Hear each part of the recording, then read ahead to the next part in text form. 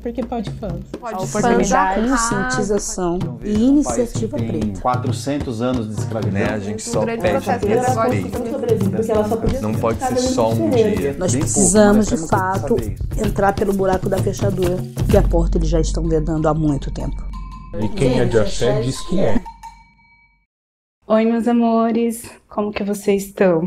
Eu espero que todos estejam bem. Nós aqui do Podfãs estamos também, né? E depois de um tempinho sem gravar, estou bastante feliz por estar aqui para poder falar de um assunto que muito me interessa, que é muito importante para mim, né? A gente vai falar sobre epistemologia afro-brasileira, e aí, para isso, eu convidei a professora Pamela, que há pouco tempo eu participei como ouvinte, né, de uma disciplina que a Pamela ministrou no curso de mestrado da UEL. Eu vou deixar você se apresentar para a gente. Olá, bom, eu costumo me chamar de Pamela Salles, porque senão o nome fica muito grandão, né? Então, resumindo, e essa disciplina que Cris comentou, ela foi uma disciplina optativa junto com a professora Flávia Cavernales, né? E foi a primeira vez no curso de psicologia da UEL que propositivamente tivemos na temática, já no título da disciplina, psicologia e epistemologias afro-brasileiras. Então, mais de 50 anos, né, Cris? Acho que a psicologia da UEL tem. É a primeira vez que nós conseguimos abordar nessa disciplina diversas questões específicas do nosso povo, né? Somos mais de 50% da população no Brasil, e poder pensar uma psicologia que se preocupa com valores civilizatórios que são afetos a essa população foi muito bom e eu acho que é muito importante. Para mim foi bastante importante porque trouxe uma perspectiva diferente do que eu já estava acostumada, né? Porque nós somos meio que induzidos a pensar o negro no Brasil sempre no lugar de dor, de sofrimento. E no meu discurso isso sempre se repetia. E já era um incômodo que já vinha de um tempo, né? É doloroso falar sempre desse lugar, né? E participar dessa disciplina foi bastante importante para trazer uma outra perspectiva com relação à nossa história, né? Às nossas vivências. Pamela, você pode contar pra gente um pouquinho sobre a sua trajetória na psicologia e o interesse em estudar essa diáspora, né, afro-brasileira? Posso, Cris. Bom, eu entrei na psico já um pouco mais velha, né? Eu fui mãe adolescente, então eu comecei serviço social, parei, vi que não era bem aquilo. Fui fazer magistério, me apaixonei pelo magistério, com criancinhas pequenas mesmo. Só depois eu entro na psicologia. Quando eu entro na psicologia, eu também, ao mesmo tempo, passei no concurso público e entrei para trabalhar na Secretaria de Cultura, aqui de Londrina.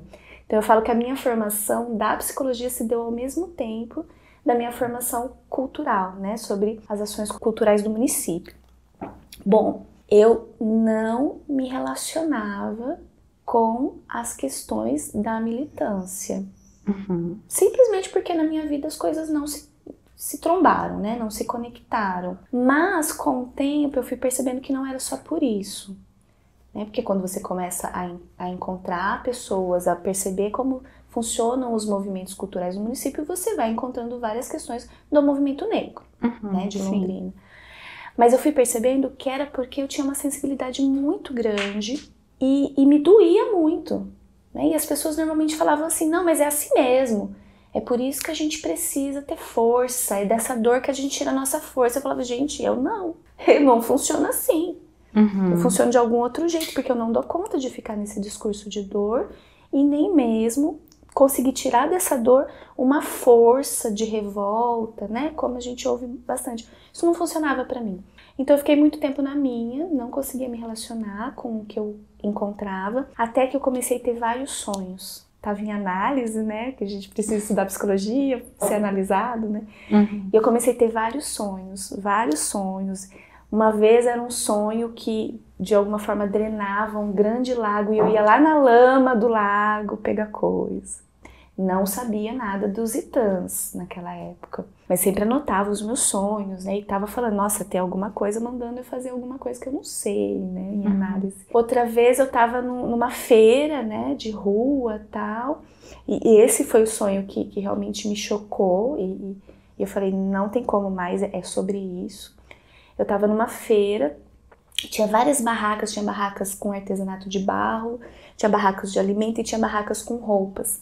Eu paro nessa barraca com roupas e eram vestidos bordados com miçangas coloridas, muito bordados, era lindo.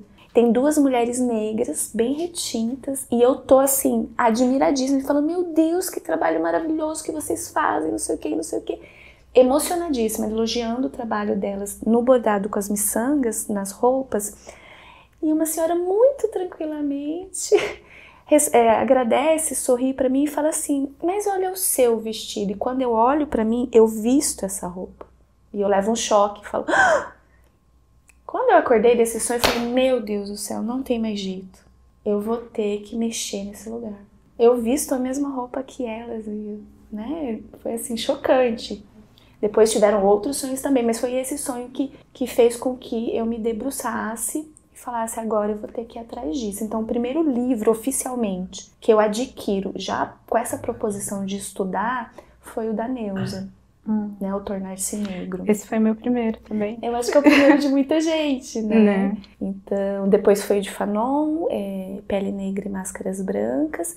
Só que ao mesmo tempo eu já tinha uma trajetória muito significativa para mim, muito afetiva para mim com a contação de histórias, né? Só que a minha trajetória na contação de histórias passou pelo ECO, que é o Encontro de Contadores de Histórias de Londrina, desde o início do ECO. O magistério, né, porque a gente tem essas questões no magistério, e me fez chegar na Clarissa Pinkola Estés, que é Mulheres que Correm com os Lobos, que é super conhecido, e ela é dos Estados Unidos, né.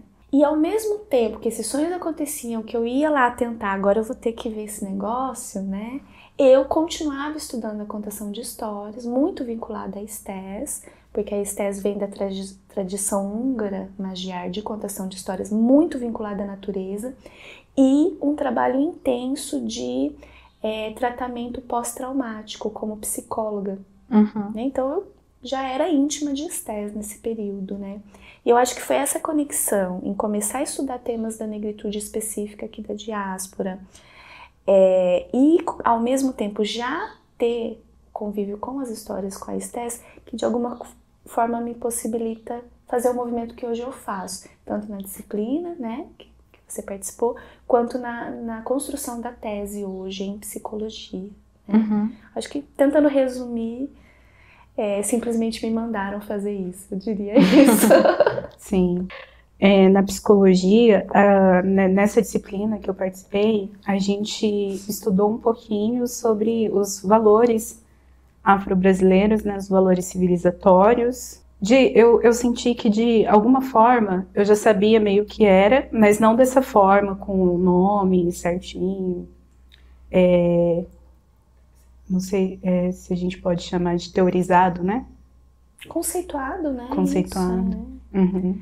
E o mais emocionante para mim, de poder compartilhar isso com vocês, foi trazer, então, a memória da Azoilda Lorento Trindade, né? A Azoilda já é nossa ancestral, né? Ela faleceu em 2015, psicóloga, educadora, comunicadora, né? Da cidade do Rio de Janeiro, e que a psicologia do Brasil não descobriu a Azoilda até hoje. E quem conceitua, quem ordena essas informações, pensando exatamente em valorizar, né, as nossas potências, pensando em educação, através do projeto da Cor da Cultura, no Rio de Janeiro, foi a Azoilda. Né? Então eu não trouxe nada novo, com certeza, dentro de todo o discurso que a gente tem, né, em defesa da negritude no Brasil, esses valores sempre estiveram postos, mas foi a Azoilda que conceituou, pincelou eles e falou assim, vamos criar um processo educativo, pensando até na Lei 10.639, né? Foi um projeto maravilhoso, esse Cor da Cultura. E então, a partir do momento que ela pincela e fala circularidade, a gente tem a possibilidade de, através desse conceito, não só pensar todas as atividades possíveis para a gente aprender isso no processo educativo, mas também pensar em como isso afeta a subjetividade, que é o lugar da psicologia daí também. Sim. Né? Então, é isso que ela vai fazendo. Então, quando ela vai nomeando os valores civilizatórios, ela nos ajuda a ter isso mais nítido, porque já é de sabedoria popular que quando a gente vai pro samba, a gente se revigora, né? Quando a gente vai pro hip hop, pra batalha de rima, quando a gente tá em círculo, né? Aquela vibração toda, a gente tá se revigorando. Mas acho que quando a Zoilda conceitua a energia psíquica, o axé, a circularidade, o comunitarismo, a musicalidade ou a rítmica, opa, então é isso tudo que está acontecendo lá? Então agora a gente tem ferramentas para interferir para o tratamento, né, para a construção, enfim, de uma potência subjetiva.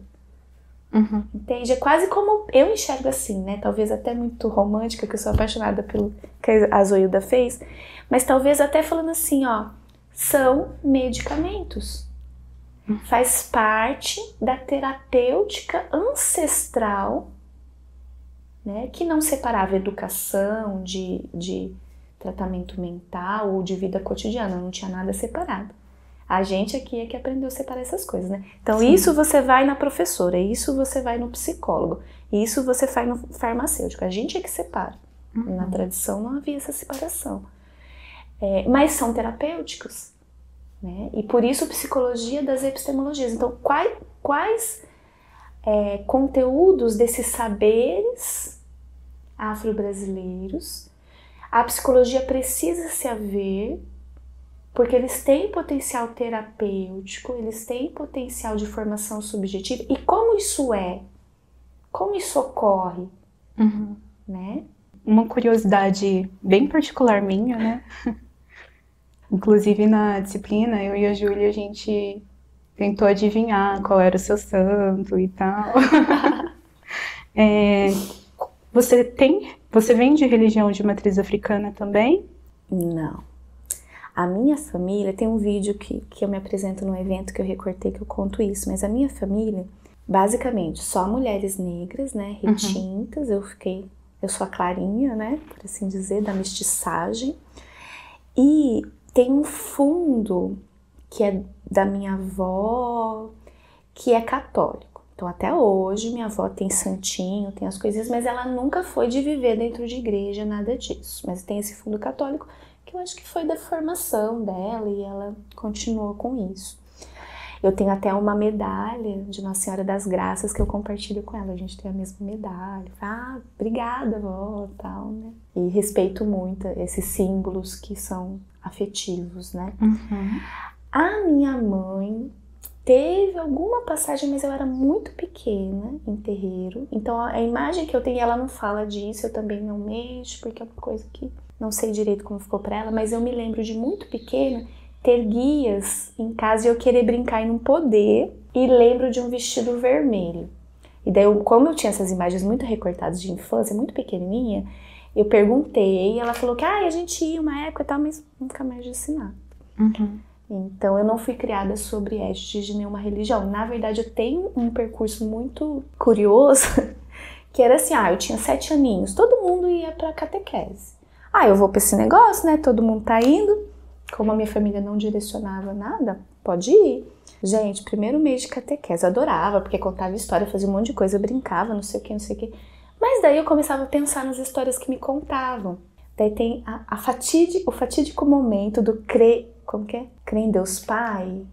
Tem uma reza que eles fazem na Santa Igreja Católica, na União dos Santos. É uma reza, assim, grande. Então tinha essa reza que a professora estava ensinando. E a reza dizia que Jesus morreu, foi pro inferno, Pôncio Pilatos. A história da reza era imensa. Eu ficava viajando na história da reza, né? Só que daí tinha uma parte da reza que falava assim, na Santa Igreja Católica, creio na Santa Igreja Católica. Eu falei assim, professora, mas por que só é a Santa Igreja Católica, né? Eu gostava da história do tal Jesus e tal, mas creio daí eu pulava, toda vez que falava essa parte da reza, eu pulava e não falava a parte da Santa Igreja Católica. Estragou a história. Pra mim era assim, estragou a história tava bonitinha falando, né, do tal Jesus. E daí eu fui perguntar pra professora, mas professora, por que é só da Santa Igreja Católica? Você é muito pequena pra saber, vai perguntar pro padre.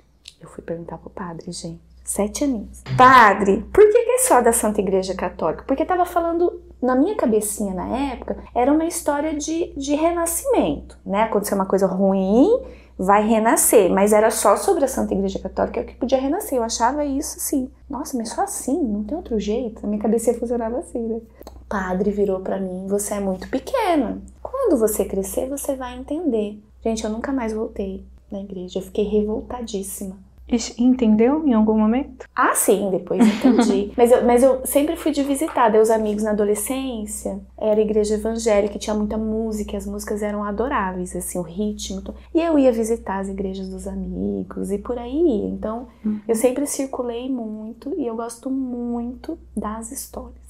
Então, eu acho que é por aí o meu vínculo com tudo isso, né? Não sou de santo, especificamente enquanto a religião, mas eu tenho vínculo com a natureza, com os elementos, que é muito forte. Então, para mim, os itãs e os orixás fazem muito sentido porque eles nomeiam a existência. Mas eu sei qual é o meu santo. Eu sei qual que é. Porque no sonho também eles se apresentam, né? Eu e os sonhos, né? Não é à toa que eu sou junguiana, né, Cris? Eu tive vários sonhos que daí, conhecendo as histórias, quando eu comecei a estudar os itãs e tal, eu falei assim, cara, é Yansan. Olha, a Júlia acertou. É Yansan e fiquei com isso. É Yansan, assim, todos os itãs de Yansan faziam muito sentido pra mim. Daí, o que aconteceu? Quando eu cheguei agora no Rio, isso por anos. Então eu tive um sonho com o Molu. Quando eu abri minha clínica de psicologia, eu nem sabia quem era o Molu. O sonho, eu abro a clínica e tô entregando muitas pipocas na recepção. Daí conto pra uma amiga esse sonho e ela fala, meu Deus do céu, amiga, sério? Eu falei, é. Daí ela me conta quem é o Molu. Então Yansan e o Molu, desde que eu começo a trabalhar na psicologia, já eram minhas imagens, né, com os itãs, com as histórias. Mas daí, quando eu fui pro Rio, eu conheci a mãe Letícia, lá da região onde eu tô morando, e mãe Letícia tirou os búzios pra mim. E mãe Letícia é de Yansan, é uma casa de Angola, né, de candomblé de Angola, de Oiá, né. Ela chama de até outro nome que eu não decorei ainda, mas... E daí foi tão impressionante aquele dia, ela é maravilhosa, porque daí só saiu Yansan mesmo, vixe, não sei o que Yansan, mas de repente os búzios pararam de responder. Pararam de responder e ela fazia pergunta e não sei o que, pararam de responder e ela impressionada, até que chegou um momento que ela fez uma determinada pergunta e surgiu Ogum. Daí a mensagem daquele dia foi que eu tava passando por um período da minha vida em que Ogum é que tava regendo o meu caminho. Eu falei, pronto, imagina o que se faz na vida com esses dois, né? E fez muito sentido a questão da obediência aos sonhos, por exemplo. Quando ela me fala de Ogum e explica, né? Então é isso. Bem interessante. Você acha que dá pra gente falar um pouquinho dos valores? Quais são, né?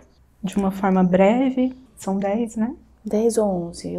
Eu não tenho memória, mas vamos falando o que a gente lembra. Anotei aqui, a gente já falou um pouquinho sobre a circularidade, né? Musicalidade. Então, é que daí eu acho legal talvez a gente dar um passo para trás, assim, né?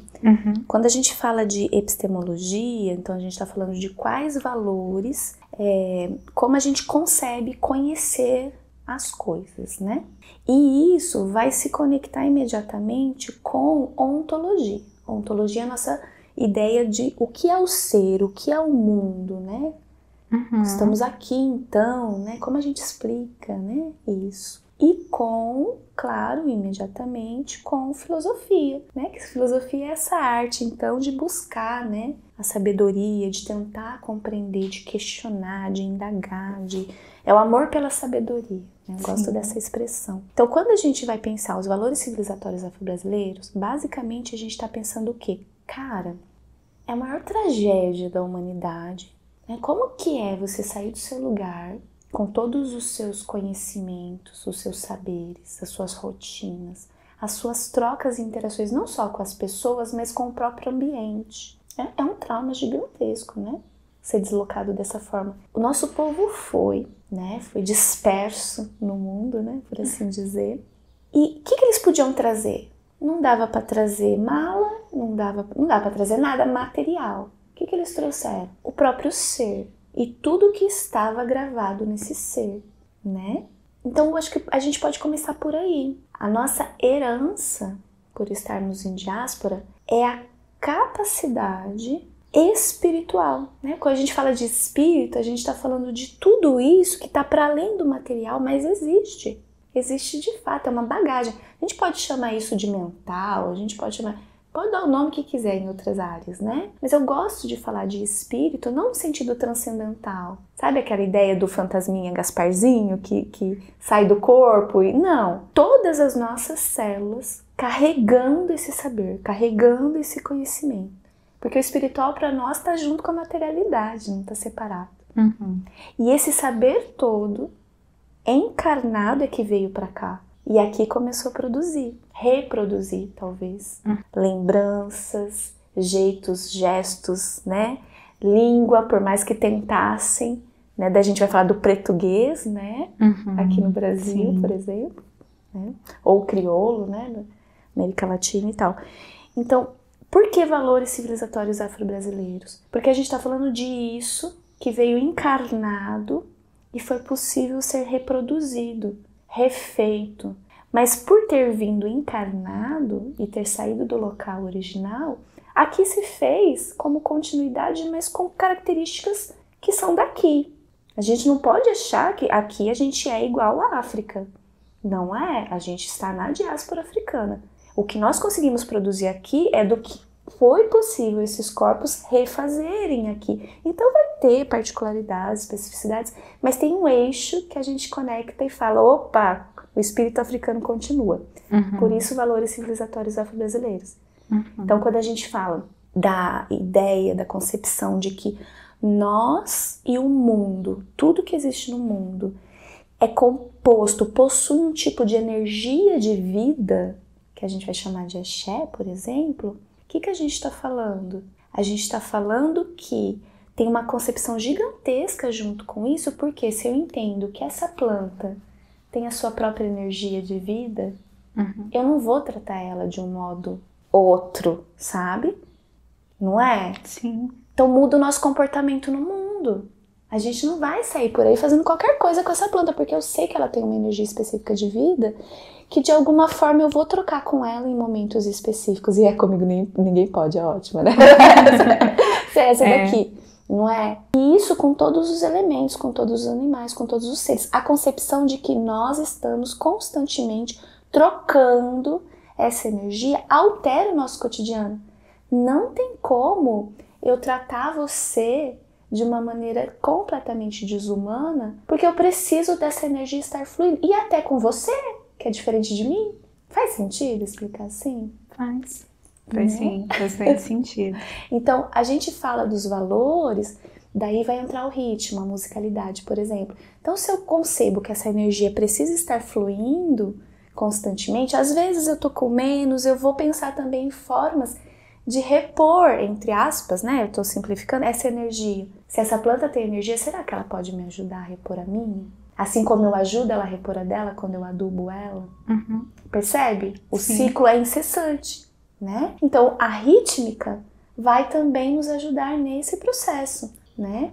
Se a gente pensa que há uma energia e um fluxo de energia que rege todas as coisas, a gente sabe que existe um ritmo para todas as coisas e que dependendo do ritmo, a gente tem vibrações diferentes e ações diferentes. Então a gente está falando de um cabedal de conhecimento tão profundo e tão potente que hoje talvez a neurociência ou a física quântica, como gostam de falar por aí, que são saberes europeus, só está começando a se aproximar. E o nosso povo já trazia isso gravado em si, na própria cultura, e trouxe isso de volta aqui pra gente, né? E daí a gente consegue conectar nesse exemplo a circularidade. Por que que o círculo é um símbolo que a gente materializa em tudo que a gente faz? Se eu tô falando de fluxo, eu tô falando de continuidade. E se a gente pegar o Itã, quem que abre, quem que começa, né? Exu tá no começo de tudo, né? Sim. Ele é o próprio movimento. Então, o conhecimento transposto em todas as histórias, né? Como que a gente ensina, educa, troca por histórias. E com isso, comunitarismo. Percebe que nenhum valor está desconectado do outro? A gente divide só para poder falar, mas eles, um depende do outro, eles são interdependentes. Religiosidade? Religiosidade. A Zoilda, ela usa religiosidade no sentido, acho, de espiritualidade. Então é legal a gente pensar na palavra, tá? Porque religare, que é a religião, traz um conceito de se conectar com algo. Então parece que está desconectado. Que não é o nosso caso, quando a gente fala dos nossos valores. Então ela coloca aí religiosidade no sentido de espiritualidade. Então, esse estar conectado constantemente. É interessante, porque eu já tinha ouvido isso lá dentro do terreiro que eu frequento, né? Que eles explicavam que nós não somos só uma religião, ou mesmo uma religião, porque nunca foi preciso religar nada, né? Tá tudo junto, não tá separado, né? Então, religar é uma palavra que fica complicada se a gente não parar pra pensar nela, né? Sim. Mas daí eu acho que a Zoilda coloca a religião não só como espiritualidade, mas também pra gente pensar no espiritual, né? Porque comumente a palavra religião traz essa ideia de espiritual, né? Que nos leva pro ritual, entende? Então isso é muito importante pra gente. Se a gente fala que não tá desligado, o que é o ritual? O ritual é um locus de ação em conjunto ou individual, porque pode ser, né? O momento da pessoa, mas que ele agrega uma espiritualidade, uma intencionalidade do sagrado, né, dentro de aspectos materiais específicos, né? Então, ritualiza. Então, a gente pode ritual com ritmo, né? Sim. Então, é bem interessante, assim. Acho que é por aí que ela coloca, não no sentido do dogma, né? Corporeidade. Né? A gente só falou disso, não está separado da materialidade de maneira nenhuma. Sim. Mas tem um aspecto que talvez seja interessante em pensar em corporalidade, é que para nós, esse biológico, essa materialidade, isso que tem uma temporalidade específica no mundo, é muito importante e não precisa ser eternizado. Eu acho legal colocar isso da corporalidade, porque ela carrega o tempo nela mesma, né? Que é um outro tempo, não é só o tempo cronológico. O tempo da maturação de uma fruta depende de vários fatores, por exemplo, né? Para nós também. Então, por que é tão importante a corporalidade permanecer conosco, né? E daí o cuidado da gente não cair nas virtualidades todas. Porque se a gente está falando que são todas essas células, todo esse corpo, toda essa materialidade que tá com essa energia e tá trocando essa energia, como que a gente vai abrir mão dela? Sim. Né? E daí tem uma frase do Nego Bispo, se não me engano, que ele fala assim, ó, nós, comunidades, sociedades politeístas, ele fala desse jeito, nós gostamos de ser biodegradável, biológico, né? Nós não temos problema com isso. Vocês que são sociedades monoteístas é que tem problema com a natureza e com o bio. Acho interessante isso, né? Musicalidade, né, que tá...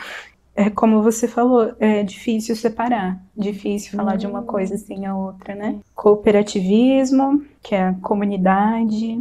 Cooperativismo, comunitarismo. Acho que nesse cooperativismo é legal a gente pensar comunidade. Tem duas palavras aí, né? Quando a gente fala comunidade. Porque há uma tendência que talvez seja muito ainda de contaminação de valores civilizatórios que não são afrodiaspóricos, de pensar que comunidade só se faz com todo mundo sendo igual. Isso é um perigo, né? Então, quando a gente pensa em comunidade, a gente talvez precise pensar na unidade tradicional afrodiaspórica, enquanto quais valores a gente vai seguir. Não numa unidade que é superficial, que tá todo mundo igual. Isso é um jogo complicado, assim. Sim. Né? Então, por exemplo, vamos usar como exemplo os judeus.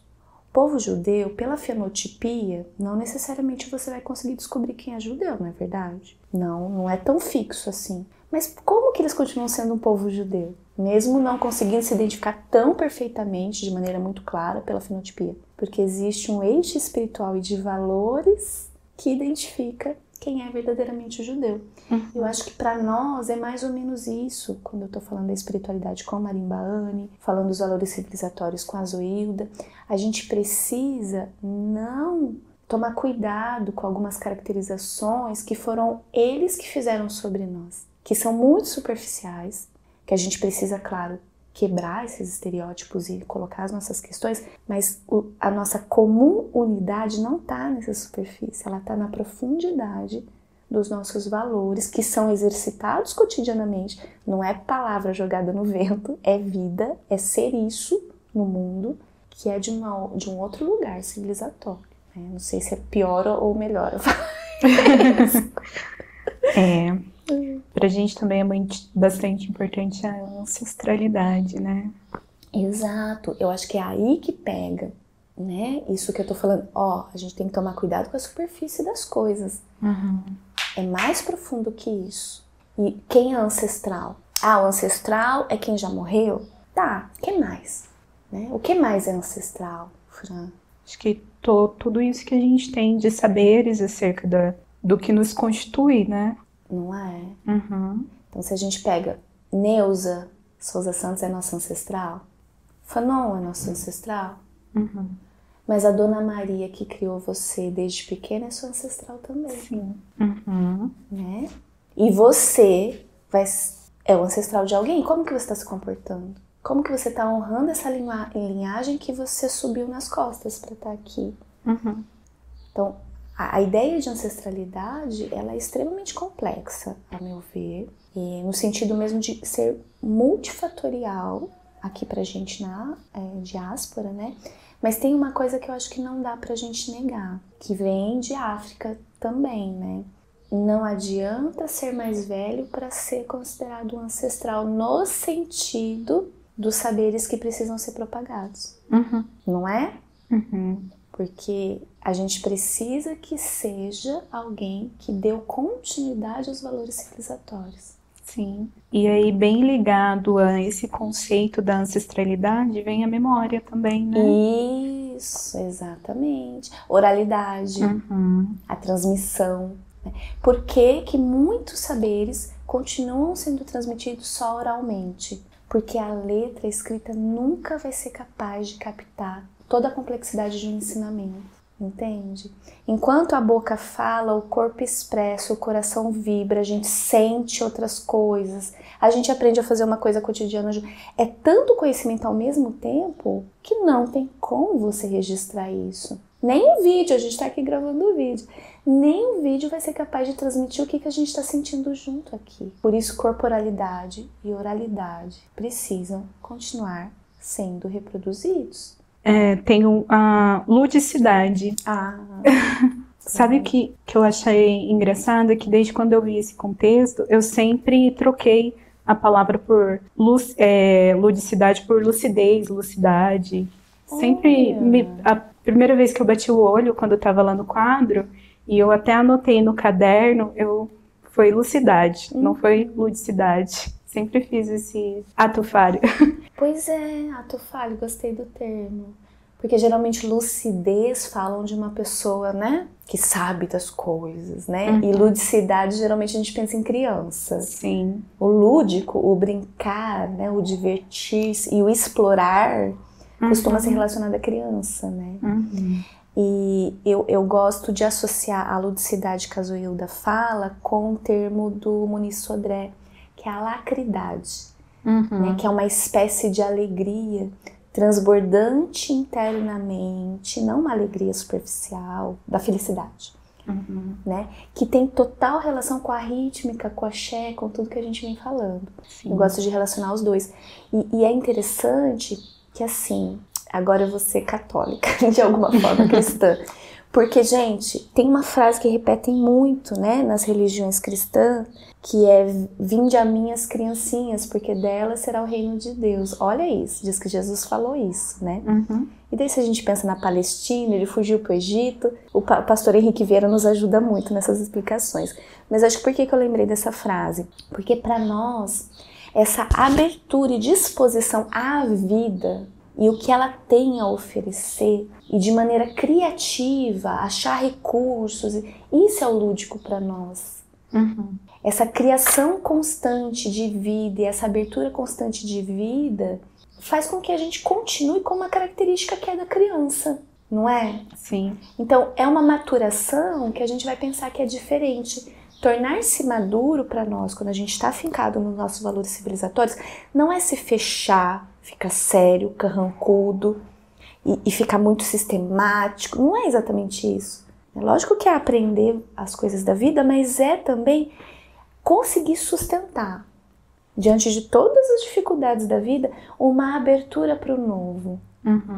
Que faz com que a criatividade também esteja. Se a gente fala da energia fluindo, né, Fran? Como que a gente vai falar que tem que fechar? A gente já falou bastante, os outros dois que eu tinha anotado aqui, eu acho que a gente já falou bastante, que é o axé, né? A energia vital e a oralidade. Sim. Que tudo tá interligado, tudo um permeia o outro. Total.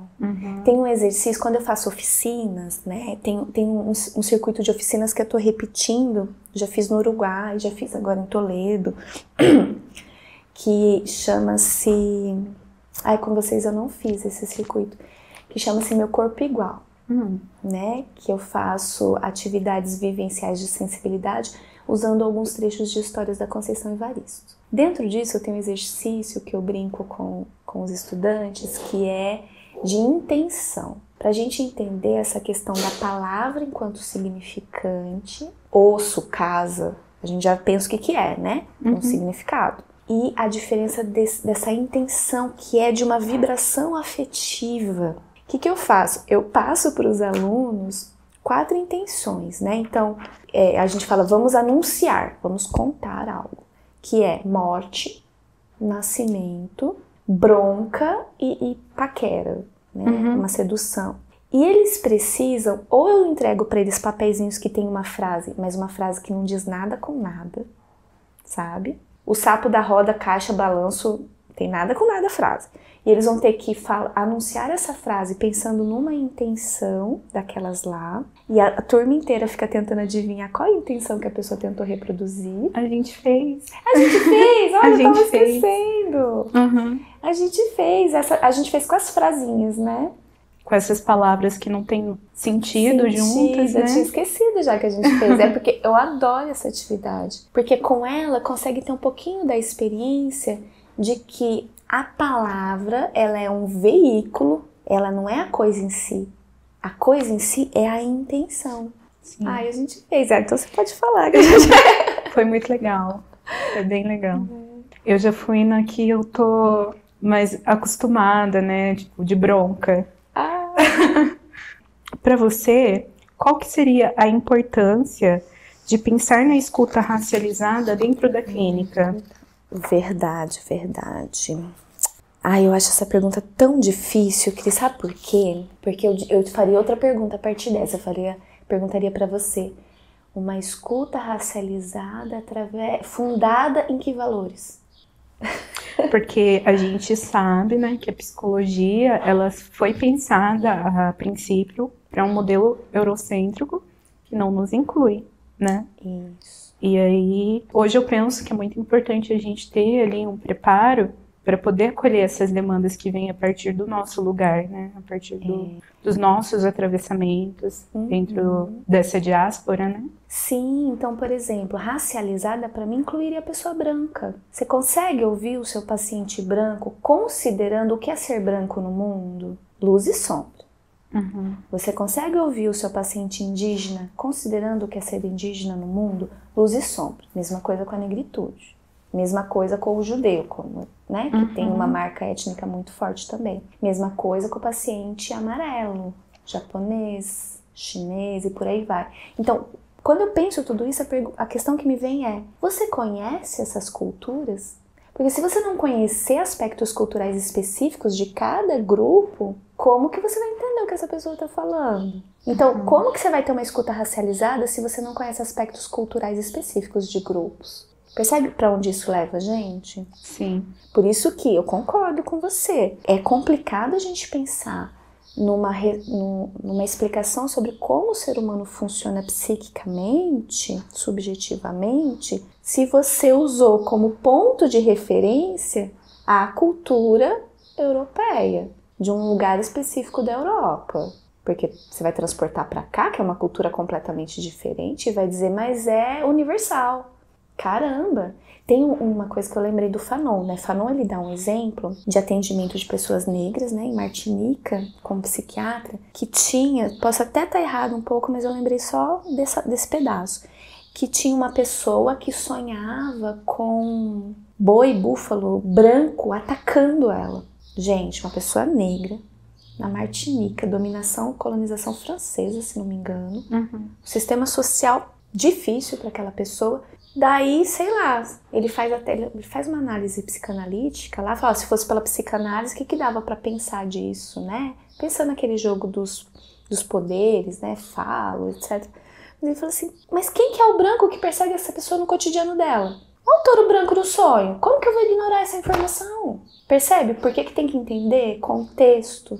Não Sim. dá para generalizar, né? Então, a escuta racializada para mim é uma escuta de contexto, é uma escuta socioeconômica, etc. É uma escuta de domínio cultural, né? Pode ser uma pessoa negra que tem toda uma tradição evangélica na casa dela, e isso tem vários sentidos específicos na vida dela, e você vai ter que lê-la a partir dessa cultura que ela está te trazendo. É extremamente complexo uma escuta assim, não é receita de bolo. E apesar de complexo, é muito importante, né? Nossa, é o básico, né? Há pouco tempo, quando eu comecei a aparecer mais e a me posicionar nas redes sociais, junto com esse movimento do podcast, depois da minha iniciação no candomblé também, a minha clínica começou a crescer e eu comecei a receber mais pessoas negras buscando atendimento. E um ponto, assim, essa pergunta é importante para mim porque uma coisa que eu acho lamentável e que acontecia, que se repetia, era de terem suas falas, suas vivências desvalidadas, né? De não terem um devido acolhimento ali para aquilo que elas traziam enquanto sofrimento, enquanto a pessoa angústia. Desconhecia completamente a realidade daquela existência, Sim. né? Sim. Então deveria ser um pré-requisito saber pelo menos o mínimo ali de... É um pré-requisito, né? Eu acho que a gente precisa defender isso. Que psicologia é essa? Tá usando receita de bolo sobre as pessoas. É impossível, não dá. Né? Inclusive, a palestra que eu comentei do outro dia, né, com você, eu termino falando isso. Eu falei assim, se a gente não entender todas essas questões sociais e culturais dos nossos pacientes, nós estaremos fazendo uma neocolonização. E a psicologia já tem um histórico terrível, né?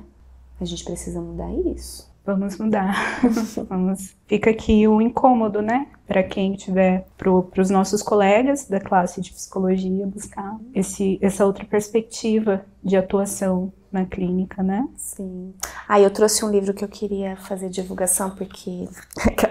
Posso fazer? Fica à vontade. Que a Marimba Ani também, ela é pouco estudada ainda, né? É uma antropóloga estadunidense e eu tô fazendo, assim, eu bato na porta das pessoas e falo, você quer ouvir a palavra de Marimba Ani? Eu tô mais ou menos assim, fazendo isso aqui também. Testemunha de Marimba. Testemunha de Marimba Ani de Azoilda Trindade. Então esse livro, ele tá na versão em inglês, eu espero que até o final de novembro agora eu disponibilize para todo mundo a tradução, já que eu tenho que traduzir, eu vou deixar para todo mundo, né? Vamos compartilhar. Mas qual que é o título dele, né? Torne o círculo ininterrupto. Então aqui ela vai falar das implicações da espiritualidade africana na diáspora. Ela fala dos Estados Unidos, mas ela tece alguma coisa sobre nós também, aqui da região sul. E por que é tão significativo pra gente? Pra gente pensar, daí tem um termo que o pessoal usa bastante, que é numa agência, né? Então eu tô falando, a partir de quais fundamentos você vai fazer a escuta racializada? Então, a partir de qual agência nós vamos defender os nossos valores civilizatórios? Porque eu tenho uma cisma que é, por exemplo, a palavra antirracismo. Porque a raiz dela é o racismo. Eu não quero que isso continue existindo. Então, eu vou potencializar os nossos valores civilizatórios para que quando uma criança que pode ter a oportunidade de ter isso valorizado, passe por qualquer situação racista, ela tenha força subjetiva suficiente para reagir imediatamente e interromper aquele ato. Uhum. Ela não se sinta violentada. E eu acho que a Marimba Anne ajuda a gente muito a entender esses processos. E tem uma frase dela que eu separei pra gente. Eu vou ler pra não estragar a frase, tá? Que é bem na introdução do livro. Ela fala assim, ó. África sobrevive na nossa constituição espiritual, que foi a força e a profundidade da espiritualidade e do humanismo africanos que permitiram a sobrevivência dos afro-americanos como uma entidade cultural distinta na nova Europa, né, que é as Américas, né? Nossa espiritualidade e vitalidade é que define a nossa resposta à cultura europeia e que essa resposta é, então, universalmente africana. Uhum. Maravilhoso. Leiam Marimba Anne, gente. Vou aguardar a tradução. Eu ainda não leio. Eu passo pra você divulga também pro pessoal, né? Bom, eu acho que seria isso, né? Deu pra gente poder falar um pouquinho sobre a epistemologia afro-brasileira. E eu quero agradecer por ter aceito o convite, né? Eu comentei logo depois do primeiro dia de aula, eu já comentei com os meninos, né? Que fazem a edição e que prepara tudo pra gente, e falei, tô cursando lá a disciplina e quero gravar com essa professora, quero falar disso. Então, pra mim, estar aqui nesse momento é uma grande honra, mas uma oportunidade de continuar aprendendo. Então, muito obrigada por ter aceito o convite, por poder compartilhar um pouco de transmitir um pouco dessa sabedoria pra gente, né?